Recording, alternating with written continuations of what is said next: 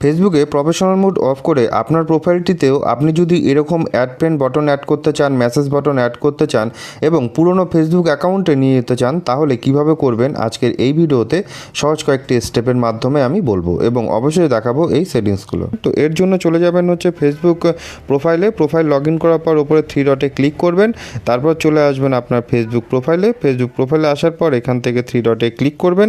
এখানে ক্লিক করার পর নিচের দিকে আপনি দেখতে পাবেন টার্ন অফ প্রফেশনাল মুড এই অপশনটাতে জাস্ট আপনি ক্লিক করবেন। ক্লিক করার পর এখান থেকে কন্টিনিউতে আপনি ক্লিক করে দেবেন। কন্টিনিউতে ক্লিক করে দেওয়ার পর এখানে কিন্তু আপনাকে একটা নোটিফিকেশান দেবে। নোটিফিকেশান দেওয়ার পর এখান থেকে আপনাকে টার্ন অফে ক্লিক করে দিতে হবে। টার্ন অফে ক্লিক করে দিলে এখানে কিছুক্ষণ লোডিং নেবে।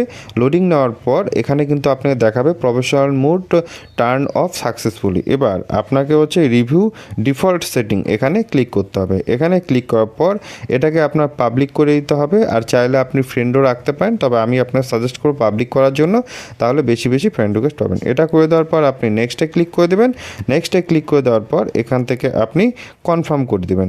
ব্যাস এটুকু করে দিলেই কিন্তু হয়ে যাবে। যেহেতু আমি আগে থেকেই পাবলিক করে দিয়েছি, তার জন্য ওই সেটিংসগুলো আমার চেঞ্জ করার প্রয়োজন পড়লো না। এবার ডিফল্ট অডিয়েন্স আপডেট এখান থেকে আপনি ডানে ক্লিক করে দেন। ব্যাস আপনার দেখুন প্রোফাইলটা কিন্তু এখন প্রফেশনাল মুড থেকে নর্মাল প্রোফাইলে চলে এসছে, এবং আমরা যদি এই প্রোফাইলে ভিউয়ার্সে যাই তাহলে কিন্তু দেখতে পাবো যে আমাদের প্রোফাইলটা ঠিক আগের মতো অবস্থায় চলে এসছে এবং এখানে অ্যাড ফ্রেন্ড লেখা চলে আসছে, মেসেজ লেখা চলে আসছে, একদম আগের একটা নর্মাল প্রোফাইল চলে এসছে। তো এইভাবে কিন্তু আপনি ফেসবুকে প্রফেশনাল মুড অফ করতে পারবেন।